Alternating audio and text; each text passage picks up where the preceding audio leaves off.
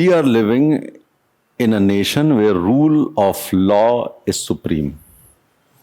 विधि का शासन है सबके लिए समान, चाहे वो राहुल गांधी हो या मोदी जी हो, विधि सबके लिए समान है। इतनी सी बात याद रख लो। समझ गए कि नहीं समझ गए? अब इसके राजनीतिक प्रभावों की विवेचना अलग चीज हो सकती है, लेकिन कानूनी तौर पर सही हुआ, इसमें कोई गलती नहीं है।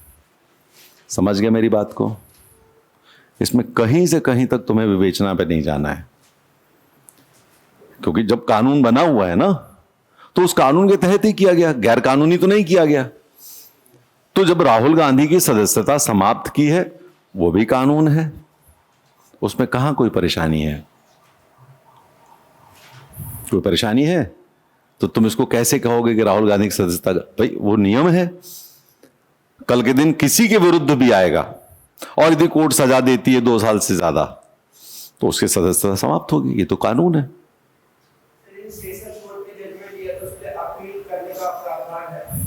है।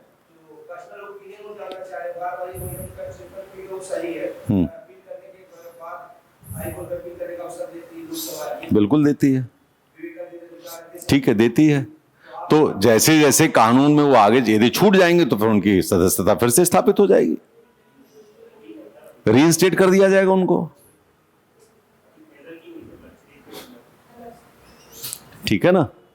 देखो, एक बात याद रखो कि हमारा कोर्ट बड़ा तटस्थ होकर के काम करता है। कानून पर हमें विश्वास करना पड़ेगा, अपनी न्यायपालिका पर हमको विश्वास करना पड़ेगा। और ये बात हमको तब समझ में आ गई थी जब SR Bommai versus union of India का केस 1994 में आया था। याद आ गया? SR Bommai versus union of India में याद करिए, केस कब हुआ था? जब बाबरी मस्जिद डिमोलिशन हुआ था। ठीक है? और उसके बाद यूपी, मध्य प्रदेश, हिमाचल की सरकार गिरा दी गई थी। याद आ गया कि नहीं याद आ गया? और इन तीनों जगहों पर भारतीय जनता पार्टी की सरकारें थी, उन्होंने तो कुछ नहीं किया था। हुआ तो यूपी में था, तो मध्य प्रदेश की क्यों, हिमाचल की क्यों, यह प्रश्न हुआ था। और एसआर बोम्मई केस में जजमेंट आया। उस जजमेंट में जो कहा गया, वो जजमेंट तुम अपने दिमाग में रखना, कभी भी बोलते समय तुम्हें ध्यान रखना चाहिए। उसमें यह कहा गया कि suspension and dissolution of the house can not be done simultaneously. मतलब विधानसभा को निलंबित और भंग एक साथ नहीं किया जाएगा। दोनों शब्द हिंदी में बोल रहा हूं, निलंबन और भंग दोनों अलग अलग होता है। भंग करने का मतलब है कि अब विधायक विधायक ही नहीं है, निलंबित है, मतलब अभी कुछ दिनों तक बैठक बंद है।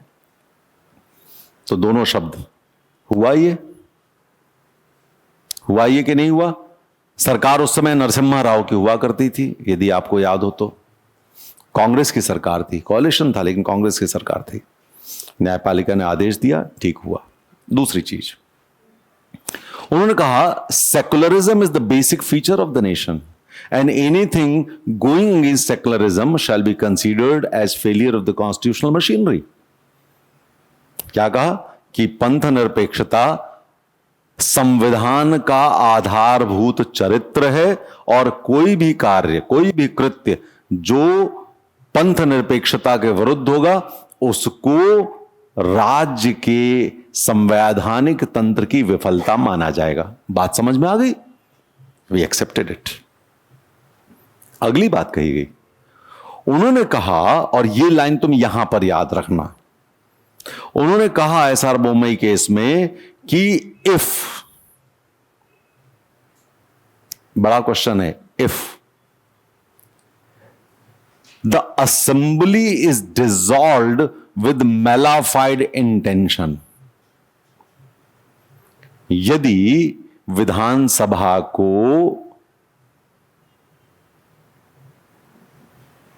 मैलाफाइड इंटेंशन के आधार पर, मैलाफाइड इंटेंशन का मतलब होता है द्वेषपूर्ण, गलत भावना, या जिसको हम बोलते हैं दुर्भावना के आधार पर विघटित किया जाता है, the court has the right to reinstate it. न्यायपालिका के पास अधिकार है कि वो उसको पुनर्स्थापित कर दे। तो पुनर्स्थापित करने का भी अधिकार है हमारे पास। तो किसी सांसद की यदि सदस्यता गई है और उसमें लगता है उच्च न्यायपालिका को कि निम्न न्यायपालिका ने उसमें निर्णय गलत दिया है, तो उसको वो अंडन कर सकती है और फिर से दे सकती है। कहां कोई परेशानी है भाई। आप कभी भी मतलब भावनाओं के आधार पर मत जाइए। हम हमेशा बोलते हैं you should be factually correct, you should be politically correct. बात समझ में आ गई? कहीं कोई गलती नहीं है, आप कानून के हिसाब से चलिए। तो इस तरह के प्रश्नों में आपको थोड़ा सा देखना पड़ेगा, क्योंकि जब तक इस तरह के प्रॉब्लम्स को तुम नहीं फेस करोगे तब तक वहां पे जवाब देने में तुम असहज महसूस करोगे। अरे हम क्या बोल रहे तो क्या होगा। आप कानून का पक्ष लेकर के चलो ना, कि यदि आप कोर्ट में बैठे होते तो क्या करते। अब यह क्वेश्चन पूछा जा सकता है कि उनको हटाने का अधिकार राष्ट्रपति के पास था, यह तो लोकसभा अध्यक्ष ने कर दिया। यह प्रश्न है ना, यह प्रश्न कि नहीं है?